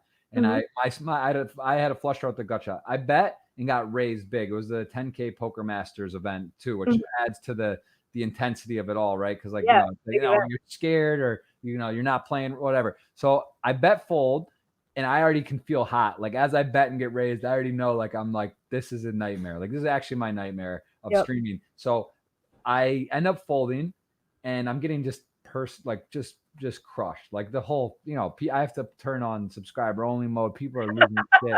Guys are chatting shit. You're the worst. Like if you fold, one guy says if you were right, I'll eat my shoe. So that spurred me to message Dario Sammartino, who was actually on the podcast recently, and I know him well. I'm like, bro, just I don't care. I need to know whatever. Yeah. Bluff me, not bluff me. Just send me the hand because like there's a guy, whatever. He sent. We want to watch this guy eat his show. Yeah. He had the nut flush, so he had me beat, and he showed me, sent me it. I put a command, put the thing in there, and then like an hour later, the guy whispered my moderator goes to Ben Marco, and he was licking just French kissing his shoe, a nasty shoe, wearing a Michigan State hat too, which was all the better because I'm Michigan fan. It was beautiful, but like those are like that, and so now we have a command just called like chat pros, so it's like, listen, everyone, calm down. You're not always right, and sometimes you got to remember that. That's the tough part of Twitch, though. You have to have a thick skin. You either have to be the best player in the world, or you have to have a thick skin. Because like if Phil Ivey starts streaming on Twitch, people just like whatever he does is great. Like there's that. But if you're a regular dude or woman who's just like a pretty good poker player or whatever, like you're gonna get the chat pros unless you're like the proven best player in the world. And I think that's hard for some people to deal with, especially if you already have some insecurity about poker. If you're like, I'm a little bit of a nit, then when you're like making a fold that you feel is the right fold, you have that in your head and you have the chat in your head and you're like, ugh, it's tough. It's a lot too. There's Twitch adds a element too about like the deep runs and all that too. So it's like I think naturally kind of push towards like the further you get, the better it is, the better the numbers, the better the whatever, right? So it's like there's certain times where it's like, oh, I'm supposed to jam 20 bigs on this open and the hijack with queen jack and the, but you don't want to be out. And you're like, I could just fold and wait for a better spot, and then you're just sort of naturally going to get deeper but get shorter or not have a so it's like a fine line. It's a very it's a formula. It's very tricky, but it's fun. We might have a special guest right now. Hold on, Crouton, come here, buddy. Sorry, we need to at least have 1 minute of Crouton. Come here, buddy. Come here. He's entering the room. This is as good as we'll get. Let me get out of the way. How old is he? He is 4.5. That's it. He's like, sure, I'll be in your show. Very well behaved. Very, very, very good manners there. He's a nice dude. He's like the perfect grind dog. Where if I'm in the office playing for 12 hours, he's in the office laying here for 12 hours. He's got some support. That's great. Yeah, he looks very comfortable, and he knows you're in the middle of something important. He doesn't want to interrupt you. So that's great. Well, let's hit some of these questions because we do have a lot, and I want to try to go through at least a good chunk of them. So let's just kind of not rapid fire, but we'll scroll through and go just give you what comes to mind. Is there anything else you want to cover before we hit the questions? Anything else to look at? You got your Twitter, Instagram. You guys can check our Henna Mob out. Again, Jamie is doing with the pledge here to keep the lights on. She will be. When is your next streams coming up? Do you have a schedule posted? Friday. This coming Friday. I think it's the 15th. Yeah, 15th at 2 p.m. Pacific. Awesome. Okay. And let's dive in here. So Great Bluff is actually a female poker player. Mary, I asked some great questions. She wants to know what's the hardest thing about being a female poker player for you specifically. What do you think? Is there something hard for you? That's a good question. I feel like I'm like smooth sailing lately. I'm happy with like, I don't get treated too poorly. I think people are generally nice to me. I think I get some good opportunities and stuff. I think entering poker was very hard. I think the barrier to entry for new female players is hard because people starting out already feel like when you sit at the table for the very first time, even knowing like where to buy chips or like how it worked, how to get your name on the list, you already feel like you're out of place. And then when you're a female, everyone is kind of looking at you because they're just like, you don't play here. I would have noticed you. Who are you? And like, that's rough at first. Yeah, it's sort of, they're fascinated in a way, almost like, because they know that whether or not it should be weird or not, they just know that it's like uncomfortable a bit probably for the person. So like they're just almost like how is she gonna react? How is she gonna handle herself? Like they It's want hard to already feel out of place and then have people notice that you're new and just like want to find out your story. Like that's why online poker was really cool. Like you can just be anonymous and learn how to play without dealing with any of that. for sure. Darrell here asks, what turned you into an animal lover in particular? Anything, or you just always had a My mom, for sure. We were like borderline hippies. Like she'd be the person who's like, "There's a bug in the house. Can you put him outside?" wow. So we just like cup the bug and put him outside. And like there was just, you don't hurt anything, don't kill anything. And like we always had spoiled pets at home. So Okay, well, there you go. Who do you enjoy? Let's see. I may think. Who do you enjoy doing commentary with the most? Is there who do you just feel like when you're tandemed with, it's just like easy, fun, or most comfortable? If you this had, is where I'm gonna hurt people's feelings. I don't think you will. That's a really good question. I'm gonna need 1 second. I really did enjoy being with Lon and Norm, and I know that some people like don't like that whole combo, because like the GTO people want the serious commentary at all times. I think they're just so funny. I think like Lon is one of like genuine like kindest people, and then Norm is just so funny, and Norm is very good at taking heat. Like I can just completely thrash him with sarcasm and stuff, and he's like, "Good for you." Um, so I like that combo, and I just can't pick out any of the other people that I work with because I'll just say that the worst person to commentate with is David Tuckman. The worst. All right, there we go. All right, there it is. Nope, cut. Don't He edit talks it. a bunch of shit, so I'm talking a bunch of shit. There you go. All right, we got it. You heard it first. Your dog's name Crouton, right? And they're asking how long have you had her? It's a her or him? It's a him. I've had him from the beginning. It's about 4.5 years. Very cool. Favorite tournament you've ever played? Wow, that's a good question. It's the main event. It's just too easy. The main event is unlike any other tournament, and every single time, no matter how jaded you are about poker, everyone is hyped to play that event. So. Yep. Do you have a best friend poker player? Oh, that's a cute question. I'll say I have to shout out Jen Shahadi. We live so far apart now, so we don't get to see each other as much. And she has a child, so her priorities have shifted a lot. She can't really travel as much. But I think I would still consider her one of my best friends and probably the person that I admire most in poker for the way that she goes about it, the way she like lives her life and balances all the chess stuff and family and everything. Very cool. And she's still playing a lot of she's a very great chess player, right? That's her like Oh dude, she's written 2 chess books. She was I don't know all the titles in chess, but she was like the USA female chess champion like 2 years. I don't know, I forget what it was called, but yeah, right. She's a boss. That's my understanding as well. So started yeah, I mean a lot of women, men kind of covered this stuff. Plan on streaming. You do have a stream doing it for charity right now.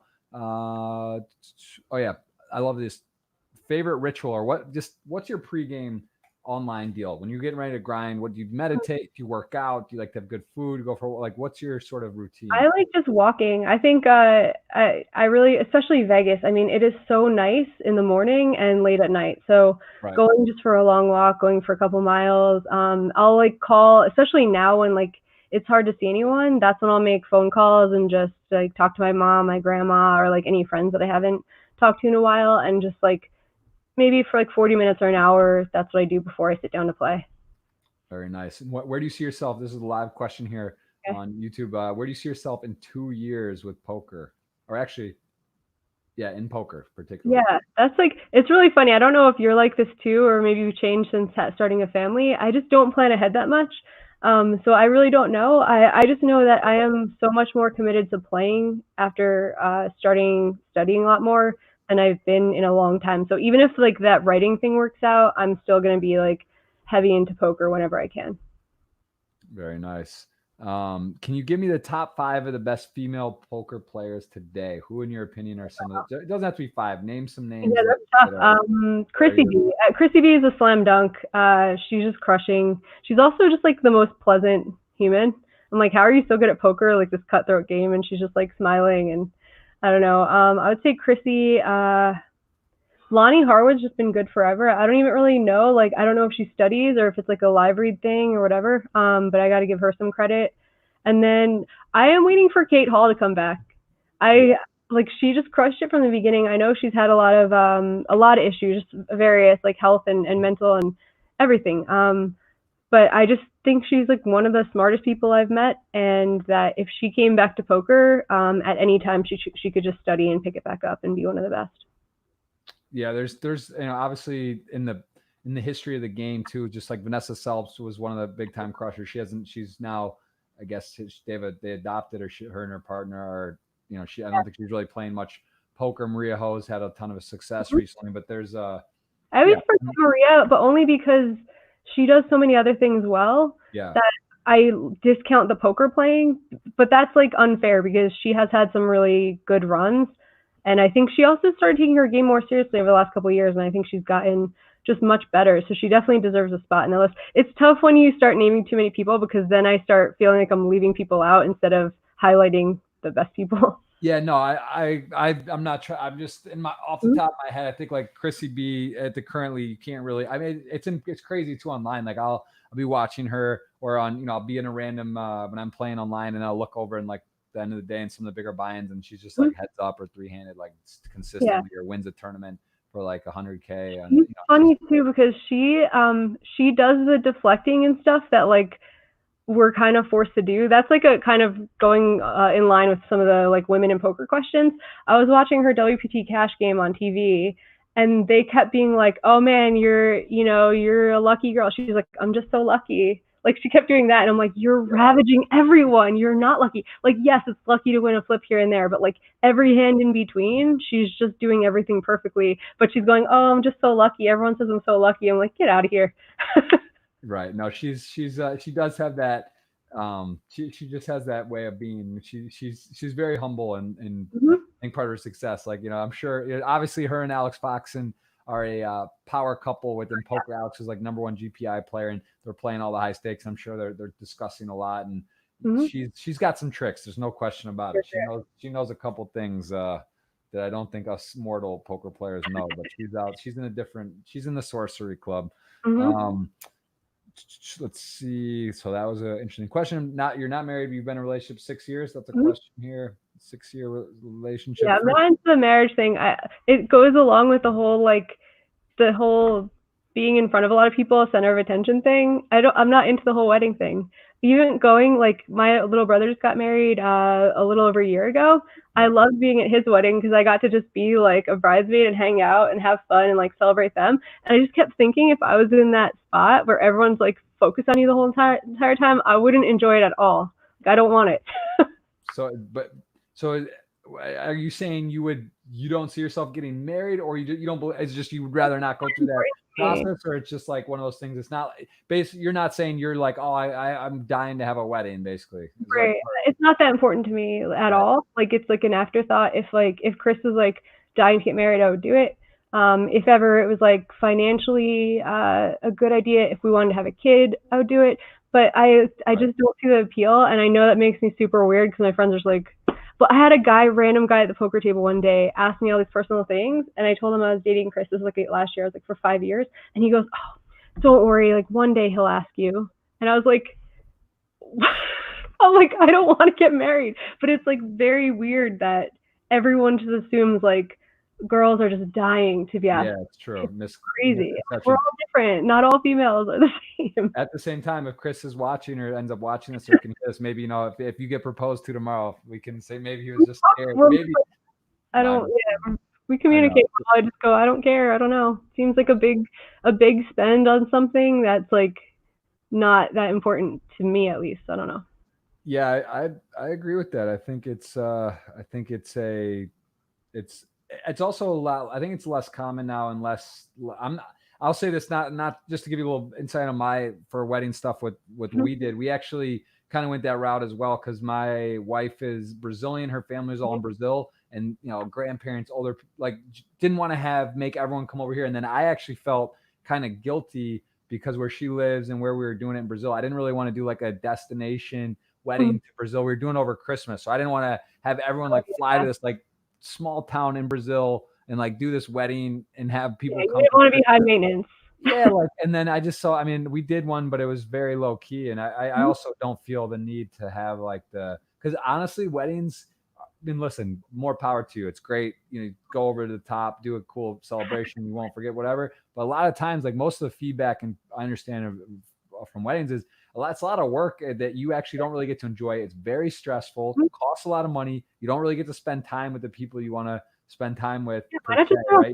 You have like, it's like a formality, and then it ends up like, it doesn't make a lot of sense when you actually really break it all down. I mean, there's scenarios where it can, and I'm sure, it's great to have a big wedding and do a thing. I'm just, if it's your dream, there are people where it's like their dream, they've been planning it. I'm like, go for it. I have things that are my dreams that are expensive, like the pit bull rescue. Right. I would rather put $20K towards that than toward a wedding or whatever. And like, that's my dream. And that might sound crazy to people. They're like, why do you want to do that? So, it's their own.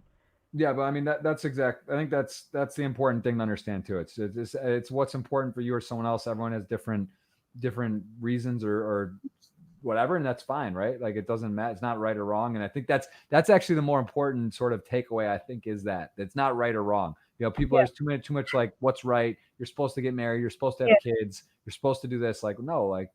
Poker helps with that though, right? Like this path that we took is a very non-traditional path.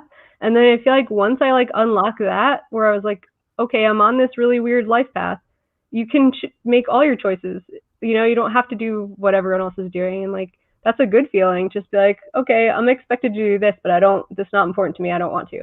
Yeah, no, I couldn't agree more. What's your favorite hobby outside of poker? God, the funny thing is like once you start studying a lot, there are no other hobbies. But in general, soccer, I'm going to really miss soccer if sports don't come back the same that they used to. If like people are afraid of touching each other, sweating on each other and all that, like I will really miss playing soccer. That's some of the most fun each summer. Yeah, I don't know what's going on with everything. It's going to be interesting to see. I think it's a lot more. It's going to be a lot longer than everyone thinks for these type of things. I don't think it's just like, in like a month or two, things are just going to be like whatever. Yeah, I think we're in this one for the long haul. Yeah, it could be a very, and it'd be weird like playing soccer with masks on and stuff like, or you go to a restaurant. Like you have to breathe, right? Yeah, that would be very tricky. All right, so we had someone asking about sports as well. So we've already kind of answered that. Soccer's definitely played in college, and your thing, you guys. There's some footage of us from the World Cup, USA getting it done for the summer. I think 2-time champs and been to the finals a bunch as well. I think we could, honestly, I feel like if we don't win, our team should be winning generally, right? I think there's some people that are good at soccer that don't even play, like, or didn't know that this goes on, or who I was talking to, Brad Owen, who apparently played in college or something, and he didn't even know about that, really, like how this worked. I was like, excuse me, gotta get a mask on. Thank you. But yeah, so it's like it's fun, and it's great exercise, and who knows when this will come back. Hopefully it's what would be your next sport if it wasn't soccer? What's your second? Running. I kind of put it down for a little while because I had run like 6 marathons, and it's a little tougher on your body as you're getting older. Like, it hurt my feet a little bit, and my recovery was getting longer and longer. So I kind of put down the like long distance running for a while, but I really miss it. I think it's like meditation. You really, like, if you're out for like a 10-mile run, I used to not even bring my phone, not even bring music. And it was just like that. I have a very busy brain. Like, I don't chill out easily. So for me, that was like enforced chilling out. You really can't think about anything. Yeah, that's definitely a good way to kind of let loose and just get everything, the endorphins going and whatnot. Do you play PLO5? Do you play any other mixed games besides? I play a little bit of 08 and a little bit of PLO. Whenever there's like little tournaments, I'll buy into like $50 tournaments on online. But no, I don't really. I'm still trying to get good at the 2-card game. That's always my answer. It's like this game's so intense that people, you gotta understand. There's a lot going on in these games. What was another I saw? Do you have an idol in poker? Is there anyone you really look up to, or that you watch growing up on TV, or just really? Well, I would say all of my idols have like completely fallen from grace. Like you have to feel the same way. When we were like coming into poker, I used to think Annie Duke and Howard Lederer, because they're sister and brother, were so cool, because my little brother and I played a lot, and I was like, wow, I want to be like them. So, you know, maybe I'm not the best judge of character, but now You can't control that. Yeah. Galfond and Jungleman are two sides of like the, you know, they're two completely different sides of the spectrum, but I think they're both hilarious. Like watching them shit talk each other is like awesome. So yeah, I think I got some new idols now. Yeah, those are, you can't really beat that. That's quality stuff. Those, what they're doing. Jungle's he's just another world. What skills are needed to become a commentator? I think, well, let me start with what I'm weak at. I think the analyzing poker part is a very important skill, so that you're not giving people the wrong information. I think like for what I like to listen to, I like to listen to people who are like entertaining. I don't like the very dry, like analytical only commentary. So I would say having some good storytelling, having like a really strong footing in poker, so that you know background of people. Like if I'm commentating on you, I'll be like, oh, Jeff just came off a win at the World Cup of Vegas. Well, like just being very entrenched in poker, Yeah. and just having a sense of humor. For me, that's the kind of stuff I like to listen to, and so like that's what I'm going for when I'm trying to commentate. Right. Makes a lot of sense. Your favorite poker room, what's your favorite place online? Let's say, I don't know, over the course of your career, where you started, or what's a special room in your heart? It was Full Tilt. So that I used to just run super good on Full Tilt, and I liked the software. Even you'll see on 2 Months 2 Million, they're always playing on Full Tilt, and I was getting these like pangs of like nostalgia, where I was like, ah, like I want to stack the fluffy dog icon right now. Right. Yeah. Yep. That was they did that software was, I mean, it was the best during those times of playing. It was really fun to play online back in the day. So Full Tilt, what if you were out of the country, where would you be playing, do you think, right now? If you were like in general, on what's like your understanding of the better rooms? I mean, I don't know. I'm so out of that world. I mean, Party Poker, obviously. No, I would say Party, though. Party was good to me. Like when I was a Party New Jersey pro, I had a great time, and they were a really good company. They were not a pain in the ass to work for. And the times that they were, like the times that I had to do stuff that they were like last minute, hey, can you do this social event for like winners of this contest? You do that? And I would always say yeah, because I felt very grateful to have that sponsorship. Then they would just reward me. Like they wouldn't offer anything. They would wait till I do it and then be like, you're going to Venice. Thanks for spending your weekend doing this work. They were a really good company, and like I really wish that we could play on it in Nevada. I hope eventually. Yeah, I think it's gonna. I think it will be. It looks. I think sooner than later, but we'll see. I mean, who knows? Maybe honestly, the COVID stuff. It's possible that things spur up or things change a bit, because it's like, I think, you know, who knows? Like this thing hopefully blows through, but if it doesn't and things don't get back to normal, or if it does, and like imagine this happens again in 2 years or 3 years, like, you know, at some point it's good to have sort of backup situations. And I think this is one that, out of all the industries and all different things, this is like a pretty makes sense solution, where you could actually say, well, if we were online, you know, things could be a little different, or it would be a little easier to have everything organized. But let's see, let's take a couple more here. Easy, a lot of women questions. Biggest cooler, did ever a hand you ever had like a really sick hand in a big spot that you just got really like nasty, like royal to a quad? Oh, I had one real painful one, because anytime that I'm playing on like live big cash games, I always just like, those are my gambles in life. Like I'll like play super good bankroll management for a long time, and then Poker Night in America will be like 25, 50, 100, no limit, and I'm like, I'm putting my money into this, because usually the lineups are great.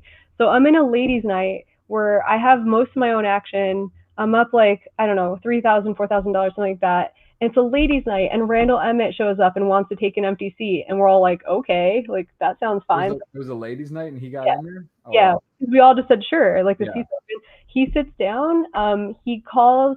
I ended up getting, I think 30 or 35% of my stack in with aces pre-flop. He just flats, and he has like Jack 8 suited, flops the flush draw, and just stacks me for 13K. We just get it in on the flop, and I think that was the sickest I've ever felt. It like ruined my whole night. We had like plans to get drinks over and after, and I remember just feeling like stunned, because there's like 10 minutes left in the night where I'm booking a good win in a game where I'm gambling too big with my own money. and I just like walked out of there feeling so stunned. I didn't think I could even feel like that again. I thought that was like left way behind from the beginning of my poker career. But I just like walked out of there being like, what just happened? I lost all my money to Randall Emmett on ladies' night. That is pretty dramatic. Yeah. That's geez. Well, yeah. It's at least you got in good. You know, it's not like you play and you've got your money in before the flop good and not at the time. Someone's asking, what's it like working as a writer for Doug Polk? Oh, that was good. He's surprisingly, like, I think his public persona that he puts out there is kind of being like a hard ass. Like, he's like, oh, whatever. He's so sarcastic and like, he's actually like a very nice person to work for. And he's like, just recently, I had to take on a lot more responsibility.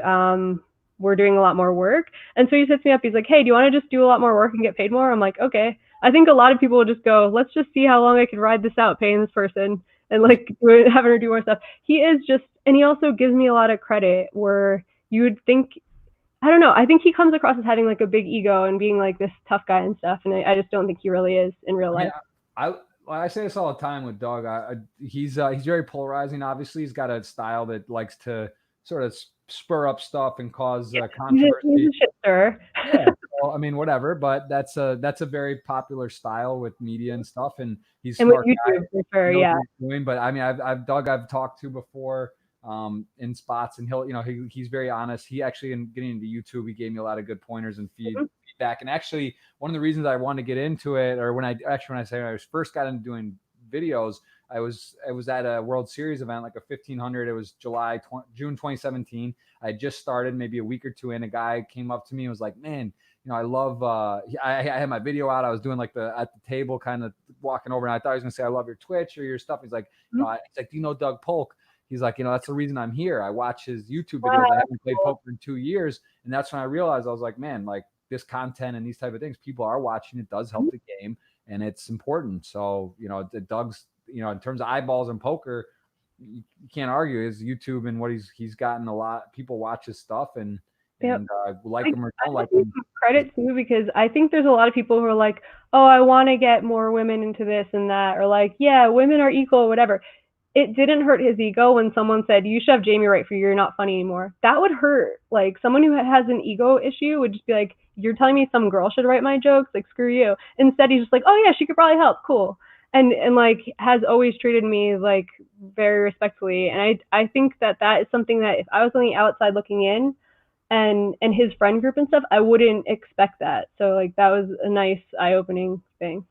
It's cool. And this is a strange word. I don't maybe it's inappropriate. I don't even know what it means, but basically 3 people, and I don't know who this one is. So it's Mike Dentelli, I know. I know. I saw that one come across. William, because what does snog mean? I've never heard that word. I think that means like to do. Oh, okay. It's a slang word. So yeah, that okay. So whatever. Marry a boy. Like, give me your thoughts. Are these 3 people random, or do you have any? Like? It's very small. So I see Dentali. Who else we got? William Kassouf and Slay Abides. Oh, okay, Slayer, Luke Vrabel. That's Luke Vrabel. Okay. Yeah. All right. So we're killing Kassouf. That's like super easy. That dude would drive me crazy because if I don't kill him, I end up killing myself. I don't really want to do that. Crouton would be very sad. Okay. I guess we just snogged Dentali because I couldn't marry Dentali. He's a huge animal lover. We'd have a lot of animals together, but I think we would fight every day. Slay Abides, Luke Vrabel is like the perfect amount of crazy. I could definitely marry Luke Vrabel. We would have a very interesting life. Wow, really interesting question. I'm just ended up being very informative. I like that. Nice work there from Paul Romaine. And let's take favorite poker player. Let's. Oh, actually, no. I want 2 more questions. So one is who wins Galfond and Falcons versus the Owlman Jungle. Who do you have getting that done? I got Falcons. Come on, we're challenging Falcons at his best game. I think people are just handing Phil Galfond money. I mean, Jungle's theory is interesting. He thought that he was toying with Benny Beatty, that he drew it up just to come back and take him back. I mean, that's pretty amazing. Pretty amazing. That was a while. I mean, honestly, it does feel scripted almost. Like it's just too crazy of a situation, but very cool. All right. Who's your favorite poker player? And then we're gonna do a $55 retweet giveaway from your and my favorite site? I don't want to put words in your mouth, but from Party Poker, we're gonna take 50. Give me your favorite poker player. God, I would say Schulman. I know he's supposed to be everyone's favorite commentator, but I think poker player too. I just think he's like got such a chill aura about him that if I were playing, like if I was playing in Bobby's room, I'd be thrilled to hang out with Schulman while he's playing because he's just like, you know, some of the people, they're big personalities, they talk all the time. Yeah. He's not like that. He's like the guy. He's like Silent Bob. Right. From Clerks, where he'll like say something funny when he has something funny to say, and otherwise he's just kind of like chilling. Yeah, just laid back. For sure. It's a good style. So, all right. Well, we have covered a ton. I think other than the internet cut, everything was very smooth, and I enjoyed getting to know you better, your career, and also I hope at home you guys got your questions answered. This will be up on various outlets as podcasts that you can listen to in audio, and then of course we did the video live here on YouTube. And Jamie, we're gonna give a $55 ticket away. So cool. On your command, on your request, your behalf, we're gonna load that up. So you tell me when someone's going to win a $55 ticket. Just tell you when. Like, ready? Yeah. Go. Boom. Oh, that's not it. I see with two things now. The internet cut did two things wrong. It's hard. That's not easy. Let me copy this. See if this works again. Tweet draw. So you gotta tell me again. Tell me when. All right, ready? Go. That's not it either. This has never happened either. I don't know why it's copying. Oh, am I in the wrong? No, I'm doing it right. So Jamie, this is third time's a charm. I don't know why this isn't working. Let me refresh this. Let me go here. Let me see. I've never had that happen either. This is your tweet, right? This is it. Copy. All's checking out.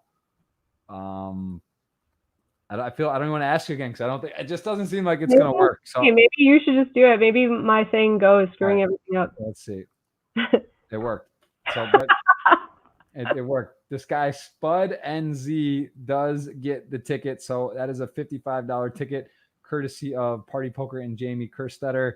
That is that. I think we nailed it. Anything else? Any closing words? Any Vegas crazy times? The mayor's saying let's use this guinea pigs experiment. What else is happening? Give me a closing thing. A closing statement. I would just say think for yourself. Don't listen to all these like politicians who are telling you to either go back to work or go out drinking or doing whatever. I would just say make your own decisions because I think that's one of the scarier things is that these people who don't know any more than anyone else are like guiding people. I think look at the CDC, make your own decisions. You know, if you're a healthy person and you're willing to accept the risk, do that. But if you're not, if you're living with someone who's like compromised or something, then don't. Even when your stupid mayor says go be the control group and go get sick, don't. Just be like, nah, I'll still have my Amazon Fresh deliveries and I'll study poker in my little cave. Right. Yeah, for sure. I hope. I mean, that it sounds so crazy that's like even just maybe out of context. I'm sure you're aware of it and it's not, but like that's just one of those statements where you hear like there's so many things Trump says that are crazy, right? That are just like, and you just get numb to it. You're just kind of like, all right, like, yeah, he's a wild guy. But like this seems like so ridiculous of a statement that maybe it got like. It's probably the worst. That's what sucks. It's probably the worst thing she's ever said. And but she repeated it on so many different news channels. Like she's like firm on this. This is what we have to do. Right. Where I'm like, well, this one viewpoint is terrible enough for me to pass judgment on her whole self. Right. That's pretty nuts. But yeah, be safe, be smart, and hopefully this stuff does cool off and things get back to relatively normal. But again, it's a unknown time. So yeah, be safe, practice social distancing, and get a pitbull.